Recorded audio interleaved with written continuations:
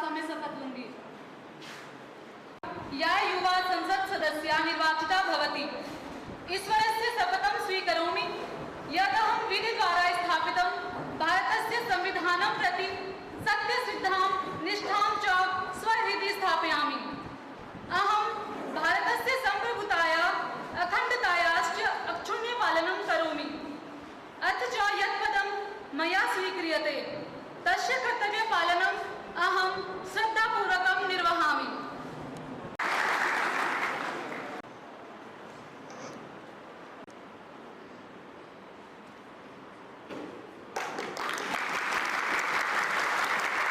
पंजाब के जलंधर लोकसभा क्षेत्र से नवनिर्वाचित सांसद मयंक शपथ लेंगे। आप शपथ लेंगे या प्रतिज्ञान करेंगे? मैं शपथ लूंगा। महोदय, आप किस भाषा में शपथ लेंगे? मैं हिंदी भाषा में शपथ लूंगा। मैं मयंक भंडारी, जो कि युवा संसद सदस्य निर्वाचित हुआ हूँ, मैं ईश्वर की शपथ लेता हूँ कि मैं विधि द्वारा स्थापित भारत के संविधान के प्रति सच्ची श्रद्धा और निष्ठा रखूंगा तथा जिस पद को मैं ग्रहण करने वाला हूँ उसके कर्तव्यों का श्रद्धापूर्वक निर्वहन करूंगा।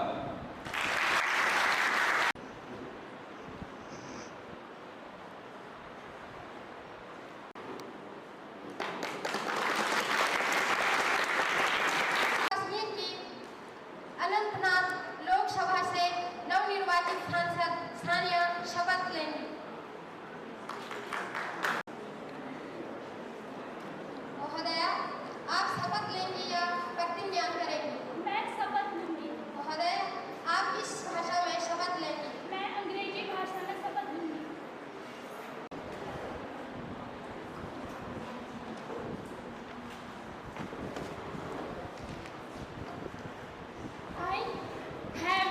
I, Sania, having been elected member of Youth Parliament, do swear in the name of God, solemnly affirm that I will bear truth, faith, and allegiance to the Constitution of India by the law, that I will keep the sovereignty and integrity of India intact, and that I will hold the office of I am going to accept it, will discharge its duties with devotion. Thank you.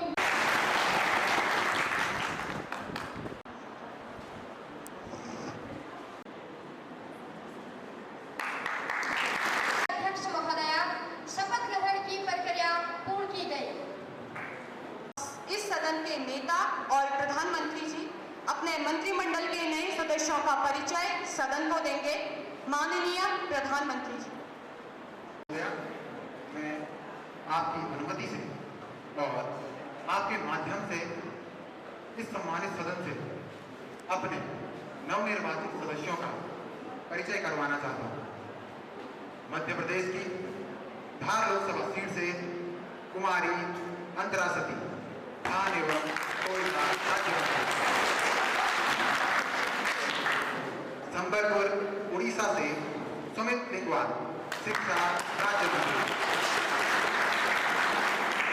और मेरी मंत्रिपरिषद की सहयोगी बिहार से राज्यसभा सांसद कुमारी सलोनी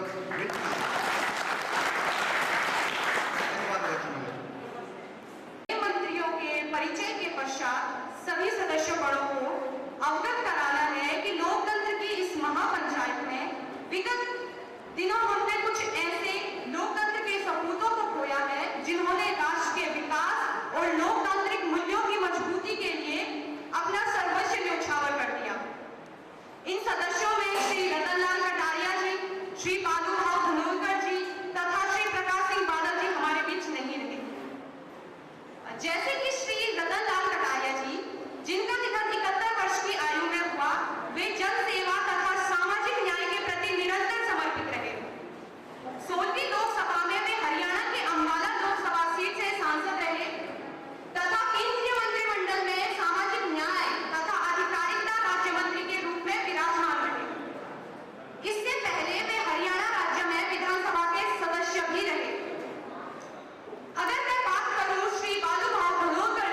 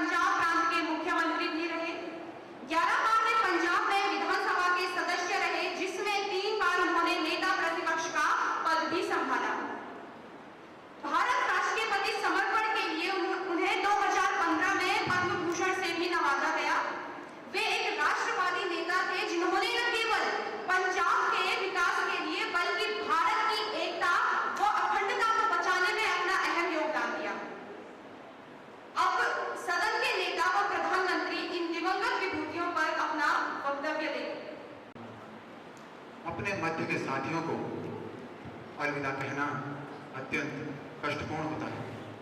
मैं आपके माध्यम से पूरे सदन को बताना चाहता हूँ कि श्री रतन लाल कटारिया जी, श्री बालू भाव धानारेकर जी एवं श्री प्रकाश सिंह बादल जी लोकतंत्र के सच्चे सिपाही रहे हैं।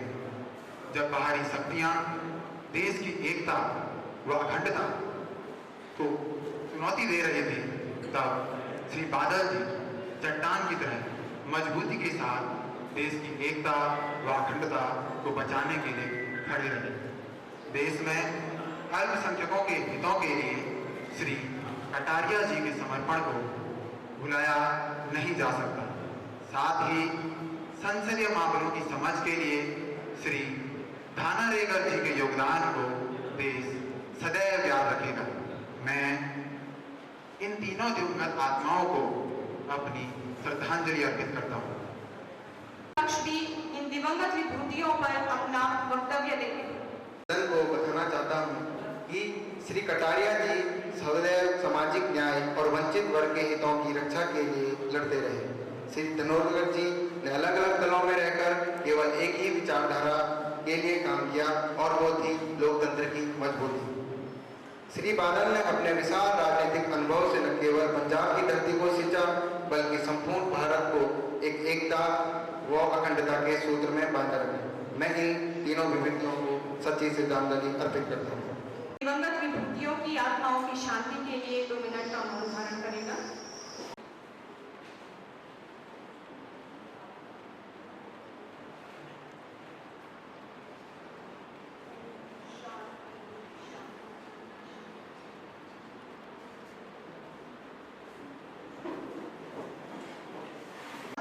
कि यह सदन अब प्रश्नकाल के लिए स्थगित किया जाता है।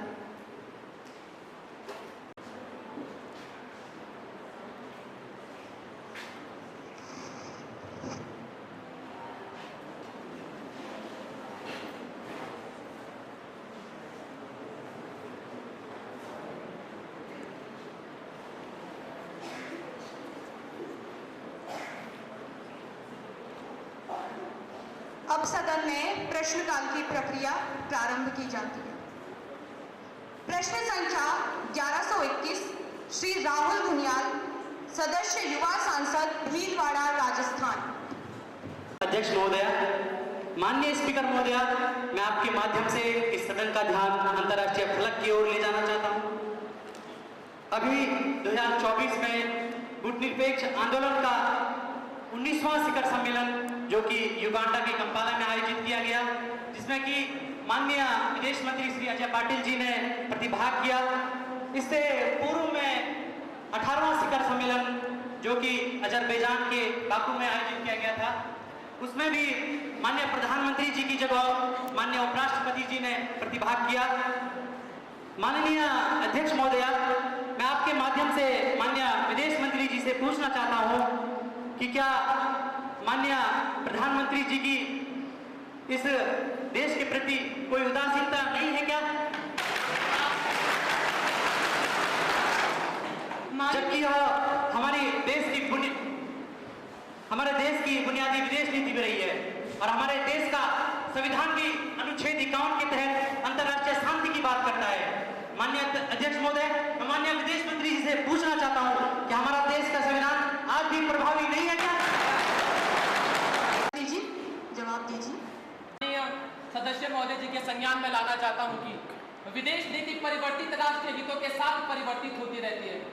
सन 1950-60 के दशक में जब विश्व शक्ति गुटों में विभाजित था, तब राष्ट्रीय प्रभुसत्ता को बचाने के लिए नीतियों निताना आवश्यक थी। 1991 के बाद विश्व शक्ति संतुलन परिवर्तित हो गया। अब गुटनिरपेक्षता की भूमिका भी बदल गई है। हालांकि यह आज भी प्रासंगिक है, परंतु सुरक्षा परिषद में भारत की दावेदारी जलवायु परिवर्तन जैसे मुद्दे इससे ज्यादा प्रासंगिक हो गए हैं। माननीय अध्यक्ष महोदय की प्रश्न से सहमति जताकर पूछना चाहता हूं कि कहीं यह दूरी राजनीतिक मतभेद के चलते तो नहीं आ रही है? कृपया माननीय नेता इसका जवाब दें। इसका जवाब दीजिए। आदरणीय अध्यक्ष महोदय, मैं इस बात से अचंभित हूँ कि विपक्ष इस बात में भी राजनीति को बीच में ला रहा है। यह राष्ट्रहित का मुद्दा है, राष्ट्रहित का। देखिए माननीय, आप बैठ जाइए, पहले उन्हें अपनी बात पूरी करने दीजिए। बैठ जाइए। माननीय अध्यक्ष महोदया, मैं अब आपके माध्यम से माननीय सदस्यों व सदन को बताना चाहता हूं कि हमारी सरकार राष्ट्र हितों के मुद्दों पर सहिष्णुता के साथ एकजुट होकर रही है और आगे भी सदैव रहेगी। प्रश्न संख्या 1122, माननीय सदस्य डॉली। माननीय अध्यक्ष महोदया, मैं आपके माध्यम से माननीय खेल मंत्री से पूछना चाहती हूँ कि अभी अभी पेरिस ओलंपिक खेल आयोजित किए गए। 140 करोड़ जनसंख्या वाला भारत देश एक स्वर्ण पदक के लिए तरस गया। क्या इसके लिए हमारी खेल नीति जिम्मेदार नहीं है?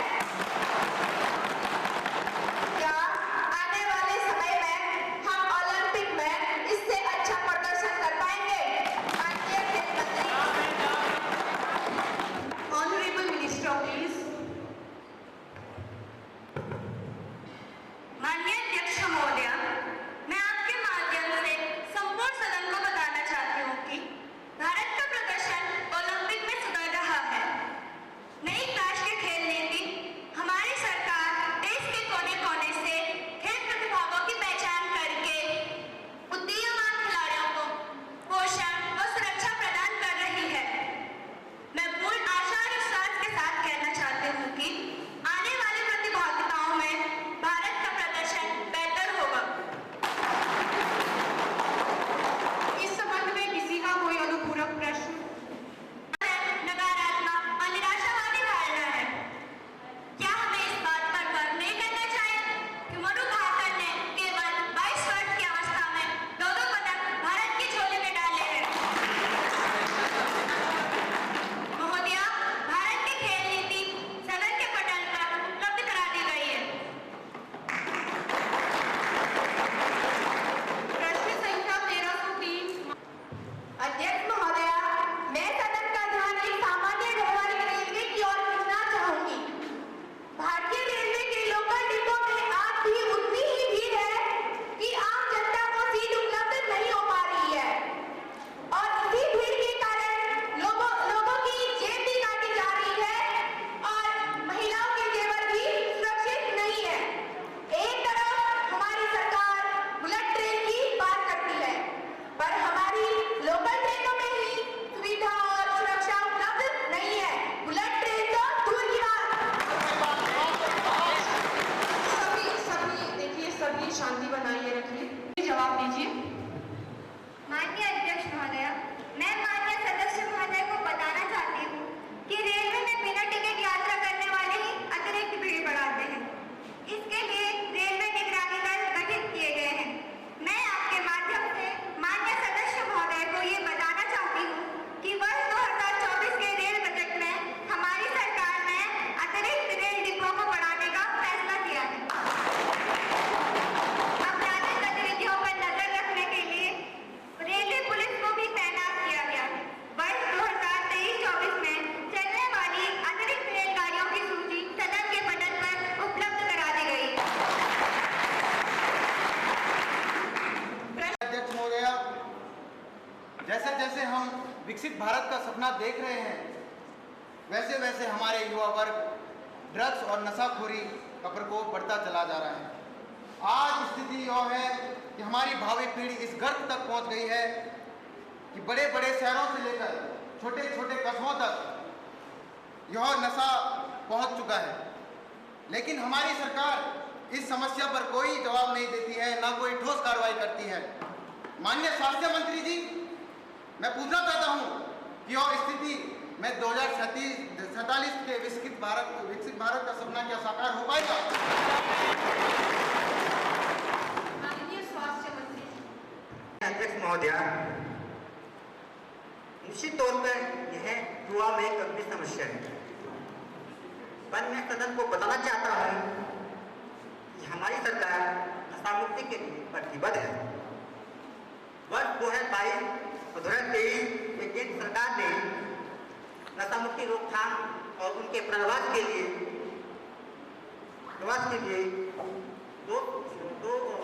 200 लाख करोड़ की रुपए जारी किए। साथ ही देश की सभी शिक्षण संस्थानों में जन जागरूकता के लिए एंटी ड्रग्स सेल का निर्माण किया। सभी लोग देखिए, माननीय सदस्यगण, आप बैठिए आप उन्हें अपनी बात पूरी करने दीजिए, उसके बाद आपका भी नंबर आएगा। हम आशान्वित हैं कि देश के युवा इस समस्या से निजात पाएंगे और 2047 के विकसित भारत में अपना पूर्ण योगदान देंगे। कोई और पूरा प्रश्न? सच और झूठ में जो दूरी है वो दूरी समझते हैं। सच और झूठ में जो दूरी है वो दूरी समझते हैं। सियासी हाकिमों की हम भी मजबूरी समझते हैं। वो अपना हक समझते हैं कि वाला छीन लेने को, डकैतों को, डकैती को बहुत से लोग मजदूरी समझ लेते हैं।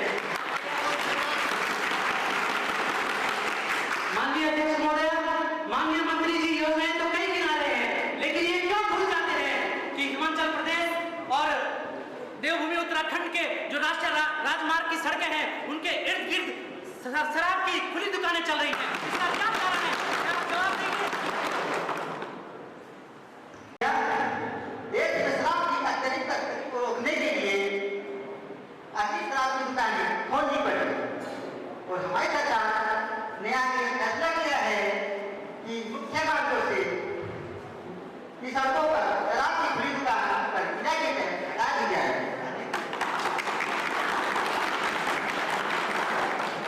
प्रश्न संख्या 1113, सदस्य युवा सांसद प्रियंका। माननीय अध्यक्ष महोदय, मेरा प्रश्न राष्ट्र की सुरक्षा को लेकर के है। हमारे पड़ोसी देश बांग्लादेश में अभी तख्ता पलट हुआ है। वहां की प्रधानमंत्री शेख हसीना ने देश छोड़कर भारत में शरण ले रखी है, जबकि उनकी पार्टी अवामी लीग के सदस्यों पर वहां की जनता द्वारा लगातार हमले किए जा रहे हैं। माननीय अध्यक्ष महोदय, पूरा देश जानता है कि हमारे देश की सबसे लंबी सीमा रेखा 4096 किलोमीटर बांग्लादेश से ही लगती है। अध्यक्ष महोदय, पूरा सदन जानना चाहता है कि क्या सीमा पर घुसपैठ बढ़ने की संभावना है या सरकार ने सुरक्षा के भरपूर इंतजाम किए? बताइए। अध्यक्ष महोदय, मैं माननीय सदस्यों को बताना चाहती हूँ कि हमने बांग्लादेश की सीमा पर उचित सुरक्षा व्यवस्था लगा दी है। पूरी सीमा पर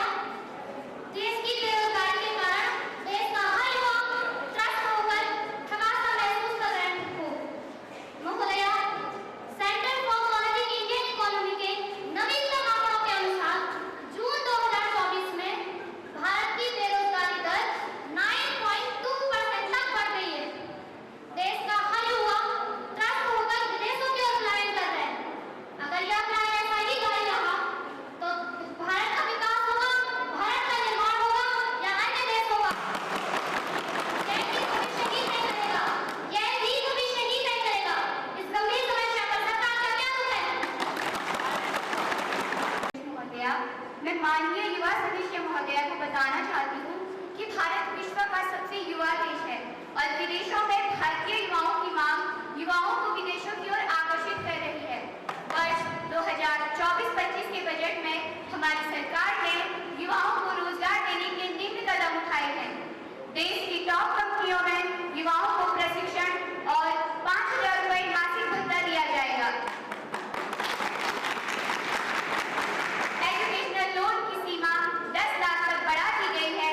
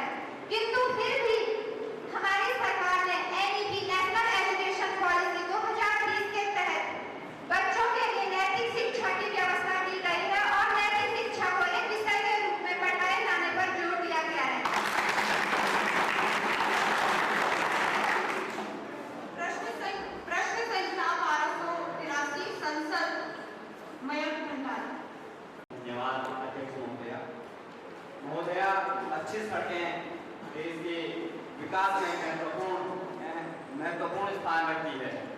आज देश में पीपीपी मोड में लगातार नई सड़कों का निर्माण किया जा रहा है, परंतु इस निर्माण में कुछ ऐसी भी घटनाएं हो जाती है जो मानव जीवन को ही समाप्त कर देती है। मैं सदन का ध्यान नवंबर 2023 में चारधाम सड़क निर्माण की सिलक्यारा वाली घटना पर ले जाना चाहता हूं कि किस प्रकार 41 मजदूर कई दिनों तक अंदर फंसकर जिंदगी और मौत से लड़ते रहे। मैं सरकार से पूछना चाहता हूं कि इस प्रकार की घटनाओं के लिए आपने कौन से उपाय किए हैं। मैं सरकार से ये पूछना चाहता हूं कि क्या इस प्रकार की घटनाएं होती रहेगी या इनके लिए भी आपने कोई उपाय सोचे हैं। माननीय अध्यक्ष महोदया, मैं आपके माध्यम से सदन को बताना चाहती हूँ कि देश के कई भागों में सड़क टनल का निर्माण किया जा रहा है। टनल निर्माण से पहले कई दौर की इंजीनियरिंग सर्वे की जाती है, लेकिन कई बार प्राकृतिक आपदाएं आने के कारण ऐसी घटनाएं हो जाती हैं। इन घटनाओं की रोकथाम के लिए सरकार द्वारा NDRF का गठन किया गया है। सुरंगों में प्रत्येक दशा में फॉरमैन द्वारा सुरक्षा समीक्षा की जाती है। सभी सुरंगों के साथ साथ स्केप टनल का भी समानांतर निर्माण किया जा रहा है ताकि विशेष परिस्थितियों में उससे बाहर निकला जा सके। सुरंग के अंदर हवा और पानी की उचित व्यवस्था भी की जा रही है।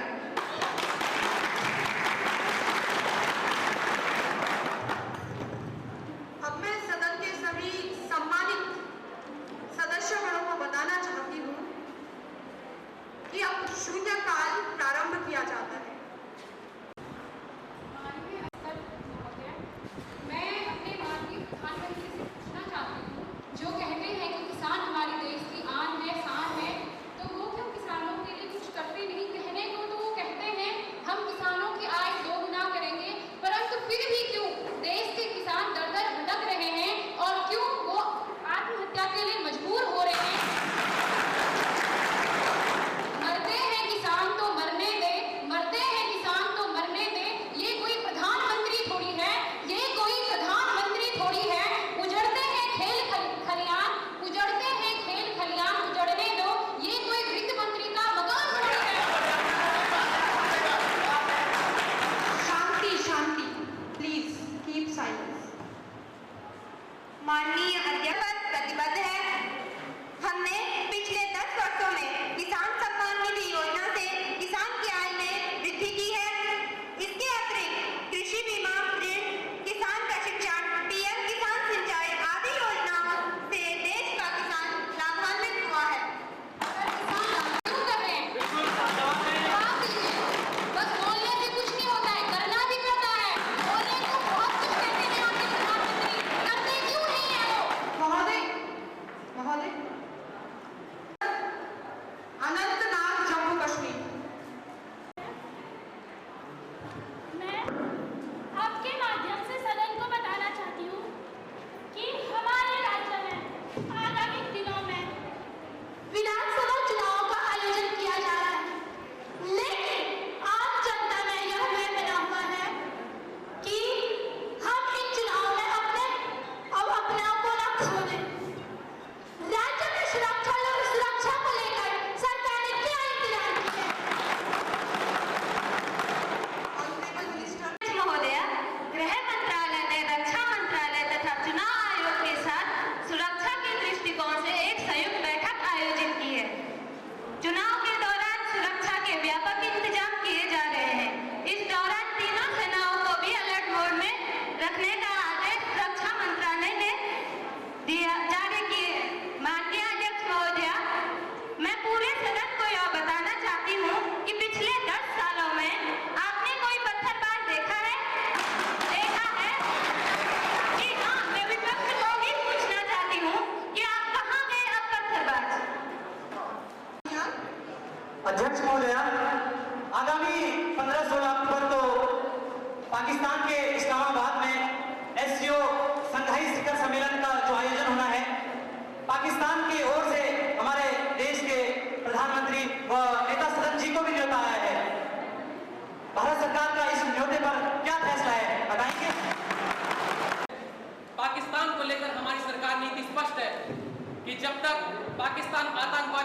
गतिविधियों में शामिल होगा तब तक पाकिस्तान से किसी भी प्रकार की वार्ता संभव नहीं है। और जहां तक SCO की बैठक में शामिल होने का सवाल है तो इस पर सुरक्षा सलाहकार, रक्षा मंत्रालय, विदेश मंत्रालय और PMO की संयुक्त बैठक के बाद तय किया जाएगा। को बताना चाहता हूं कि अभी बांग्लादेश की सीमा से खबर आई कि फेंसिंग सुरक्षा बलों ने फेंसिंग कार्य को रोक दिया है। इस पर सरकार को क्या कहना है? क्या ये हमारी सुरक्षा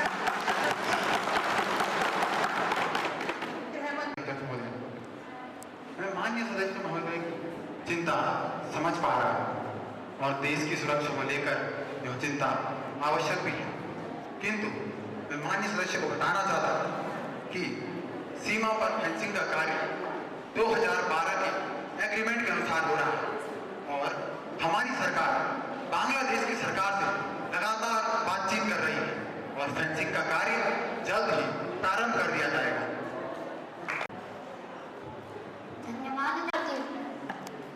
महोदया, हमारा देश विश्व का एक ऐसा देश है जहां महिलाओं को देवी समान पूजा जाता है, परंतु देश की आज जो स्थिति है कि देश की महिलाएं अपने घर में तक सुरक्षित नहीं है।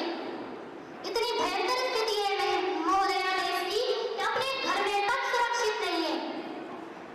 देश की हर महिला, चाहे वो 1 महीने की बच्ची हो, चाहे वो 80 से 90-85 साल की वृद्ध महिला हो, वो भी अपने आप को सुरक्षित नहीं पा रही है। चाहे वो एक सामान्य सी गांव की लड़की हो, चाहे एक डॉक्टर हो, वो भी सुरक्षित नहीं है। महोदया, आए कुछ चंद दिनों में ऐसी भयावह घटनाएं सुनने में आ रही हैं जिनको मात्र सोचकर ही हृदय विदीर्ण हो रहा है, रूह कंपा जा रही है। चाहे वो हमारा कोलकाता हो, चाहे देहरादून हो, उत्तराखंड जिसे देवभूमि कहा जाता है, उसके देहरादून, ऋषिकेश जैसे इलाके हो, चाहे वो असम हो, चाहे वो छत्तीसगढ़ हो, महोदया ऐसे देश के कोने से ऐसी भयावह घटनाएं सुनने में आ रही हैं जिनको मात्र सुनकर ही हम सोच विचार करने पे लग जाते हैं।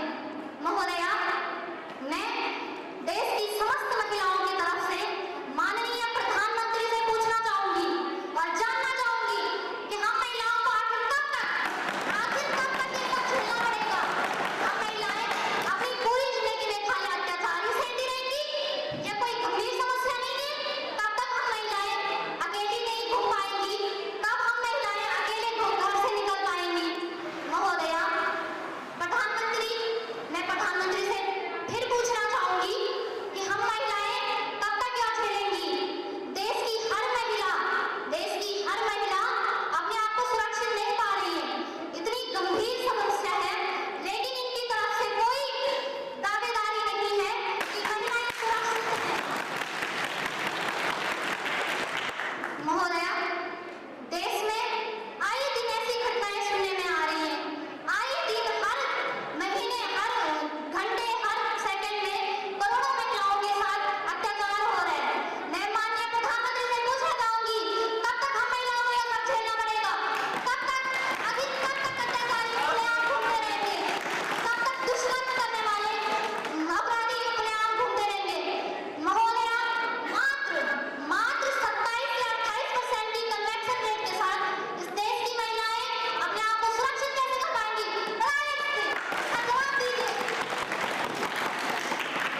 हुए भारत के संविधान के प्रति सच्ची श्रद्धा और निष्ठा रखूंगा, इन वाक्यों को आपने उच्चारित किया था, लेकिन आप इस पद को अपमानित कर रहे हैं। माननीय प्रधानमंत्री जी बताएंगे कि आपने महिलाओं के लिए क्या किया है और आपकी सरकार ने महिलाओं के लिए क्या कानून बनाए हैं? आपने वो जवाब करता हूँ। मैं आए दिन देश में हो रहे महिलाओं के साथ अत्याचार पर बोलना चाहूंगी। हमारे देश में बढ़ रहे बलात्कारों की घटनाएं हमारे देश की महिलाओं की सुरक्षा पर प्रश्न उठा रही है। भारत ने ये सब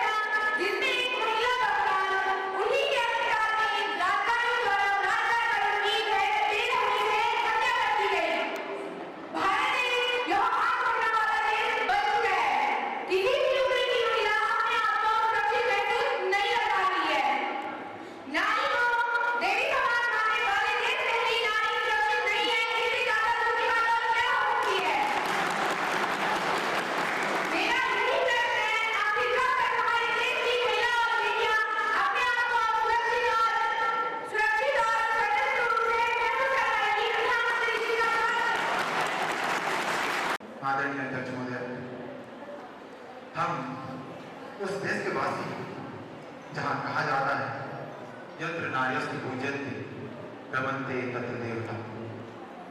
माननीय अध्यक्ष महोदय, देश में हाल में महिलाओं के प्रति हो रही घटनाएं अत्यंत दुखद एवं दुर्भाग्यपूर्ण है।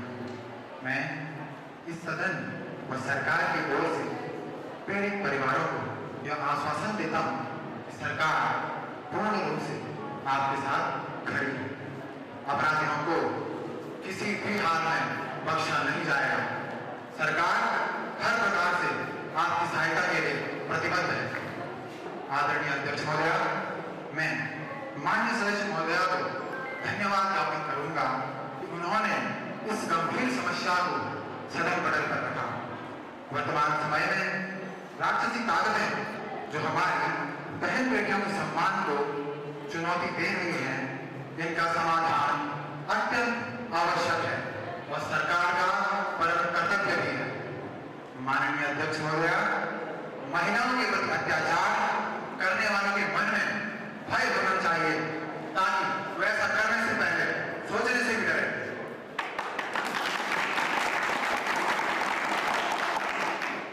महिलाओं पर अत्याचार करने वालों को कड़ी से कड़ी सजा दिलाने के लिए हमारी सरकार कानूनों को लगातार सख्त कर रही है। महिलाओं से संबंधित अपराधों को समाप्त किया जा सके, इसलिए हमने भारतीय न्याय संहिता में इन्हें अलग से विशेषित किया है, जिसके अंतर्गत इनकी सजा को बढ़ाकर फांसी एवं आजीवन कारावास तक कर दिया गया है। समय की आवश्यकता को देखते हुए सरकार ने आरोपियों पर फांसी या आजीवन कारावास की साथ साथ 10 करोड़ रुपए आर्थिक दंड लगाने का प्रावधान करने का निर्णय लिया है। सरकार का संदेश साफ है, जब तक आप अपनी तामसिक प्रवृत्तियां नहीं छोड़ेगी तो आपका सर्वनाश सुनिश्चित है। मैं आपको बताना चाहता हूं कि आपको डरने की आवश्यकता नहीं है। यदि कोई महिला किसी कारणवश पुलिस थाने नहीं जाना चाहती है तो वह EFIR के माध्यम से अपना केस दर्ज करवा सकती है और हमने इसमें यह सुनिश्चित किया है कि EFIR में थाने के स्तर पर कोई छेड़छाड़ या लापरवाही न हो। आदरणीय अध्यक्ष महोदय, इसके अतिरिक्त हमने इससे पूर्व माननीय सर्वोच्च न्यायालय के निर्देशों के आधार पर राज्यों के साथ मिलकर 410 विशिष्ट पॉक्सो न्यायालयों सहित 755 फास्ट ट्रैक कोर्ट स्थापित किए थे।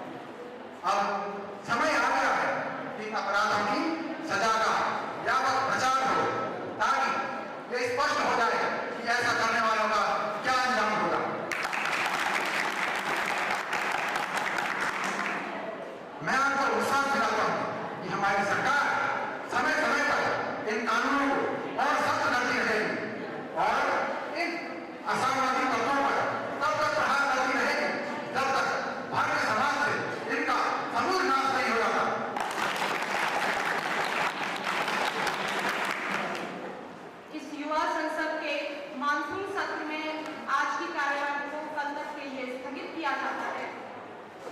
अंत में राष्ट्रगान के साथ सत्र का